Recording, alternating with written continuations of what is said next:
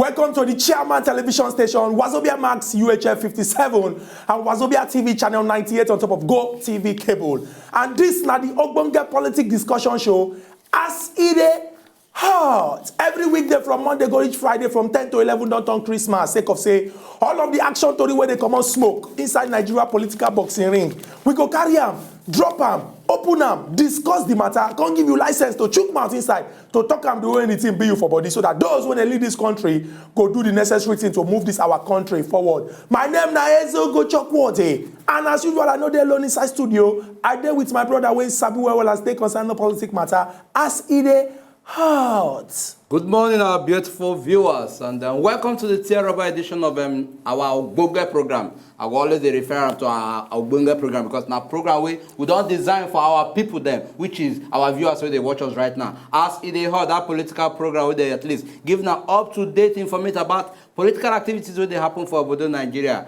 I will go open our phone line so that at least our viewers where they watch us both on Go TV and on terrestrial go feed you it. Go also feed chook mouth for the matter we will drop because we get enough issues for now, so that at least now if we do it, now if we give in our own quota, our own contribution to them, so that at least as Nigerians we will take collectively move this country forward. My name never change. My name is Nkubi, and this is now as it is hot. We dey come Monday, Tear Rubber Monday. Sake of say, we dey lock shop on Friday, carry key go, but our ear dey dey for ground. And this Monday, no go dey different. March 21st, all of the action to the way happen from weekend. We go drop everything, make everybody they hear them as the thing they hot. The most important news, or the one where they carry first for all of the news story when we carry come today, get to do with the rerun for inside Rivers State. Everybody knows, say, according to the decision when we say one of the Ogbonge courts when they our country take the order for rerun for inside Rivers, that is to say, make them do the election again based on say some kind kurukere waka enter inside the arrangement.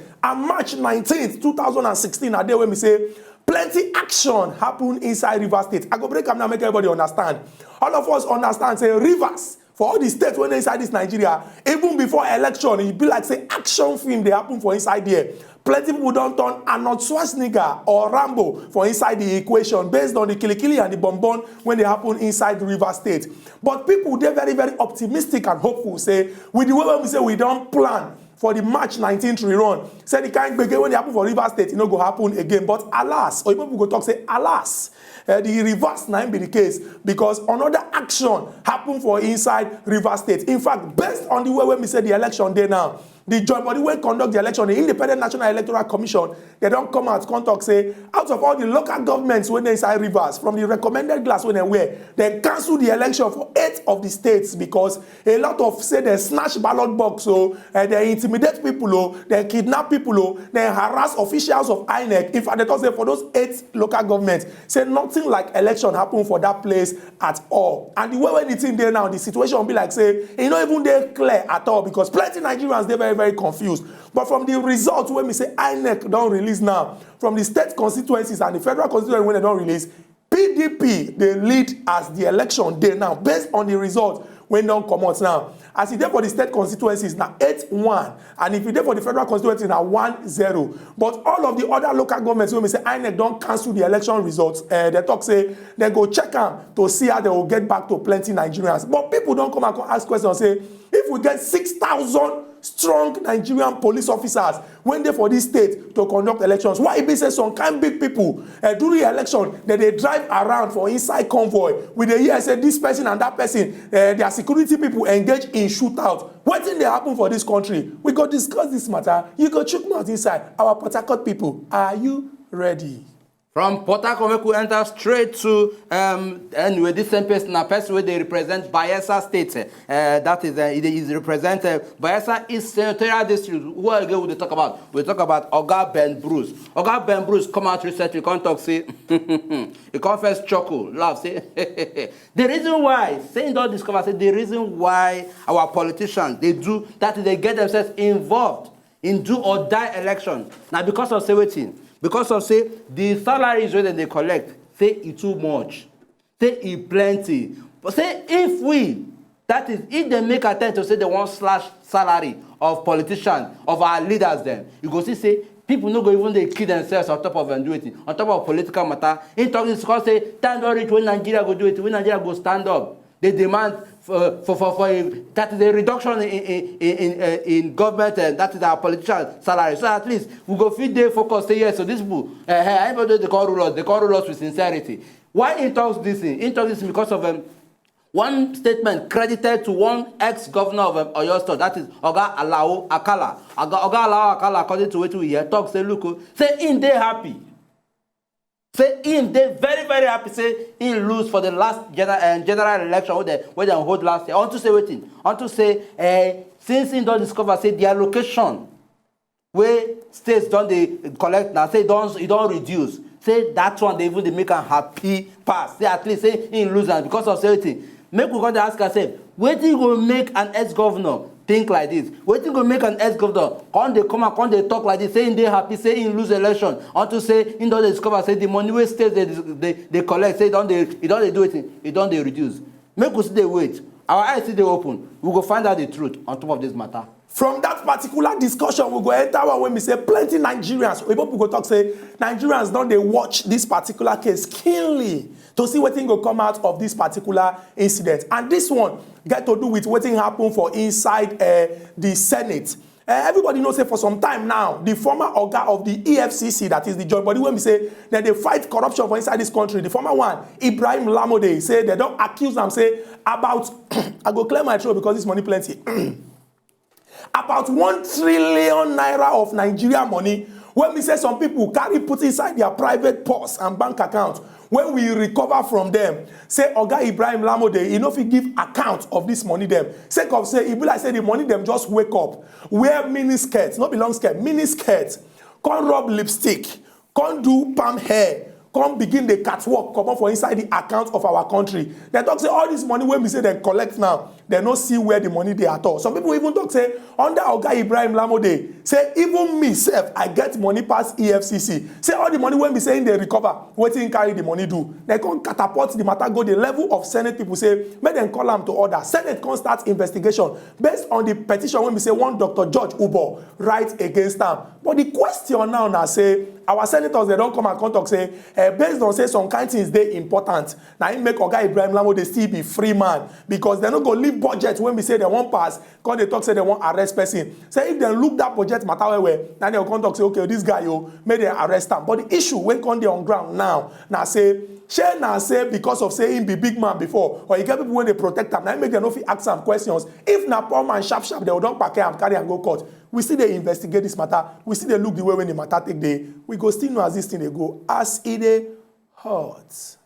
From that, we could enter straight to the next story where we get for now. Our one-time Oga, I go always refer him as Oga. Our one-time president, that is Oga OBJ, over the weekend talk something. He say, those where they do it, where they ask him about Abacha loot. Say, he be like say something. He use one time, but make no be time we will come they argue here. But the time no be something where we say where they friendly. He say, say they will need to go check them. Something they wrong with them. So why they go ask them that kind of question? Say in all responsibility as the president that time, not to do it. Now a message where we say that say make now go uncover this, make now discover loot. Then he can't discover. Say he can't do it. Can't hand them over to the necessary people where he hand them over to. Say after that one, say nothing concern for the loot again. He can't even give us the address and the contact of the people where he even send the something to. He say in case if any Nigerian, anybody they question us or they question and say make him provide them Abacha loot. Say in get the address and the contact. Say make them go where they call central bank. Say if you go central bank at least, make your school come ask who be the governor of central bank. So that this kind now that governor of central bank will go give you information on this one. You can also refer us to the minister of finance. As at that time, say make now also do it. Make now ask for who be the minister of finance. Say that these people go do it. Go fit tell now how Abacha will take waka. Say nothing concern him. That his own responsibility as the president then was to do it. To discover money, uncover money, present and the people he go present. So make anybody not even try him. Make mistake. Can they ask him about Abacha loot? Say which kind nonsense be that? This is said by our former president, Oga OBJ. From that talk, when Oga OBJ talk, we go wrap up all our story with one we get to do with education for inside Obodo, Nigeria. The joint body when we say their work now to set exam for people when we say they go sit for this exam, pass them come enter inside university for this Nigeria based on say university give them admission, Joint Admission and Matriculation Board JAMB.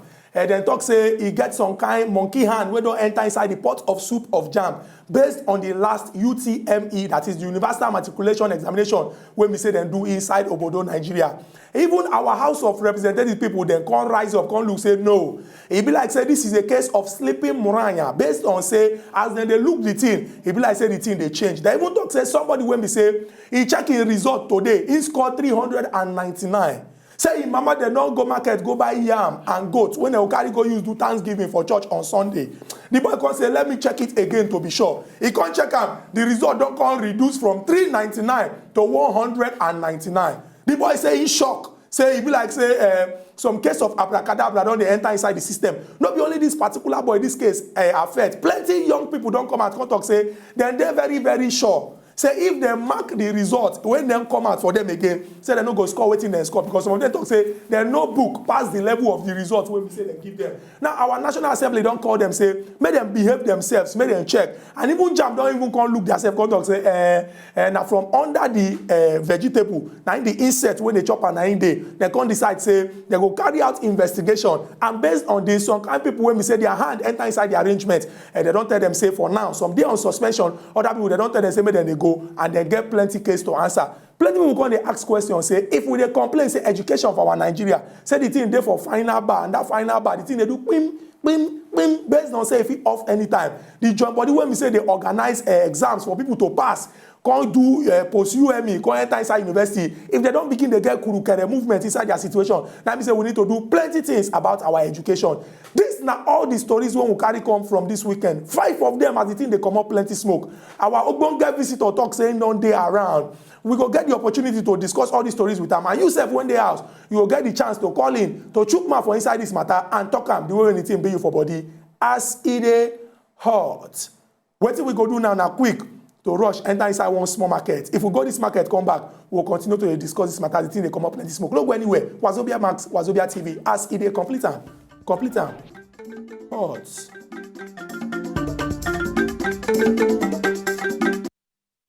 If you know, just enjoy the video they want to just watch, make una sharply subscribe to our channel. Not darling.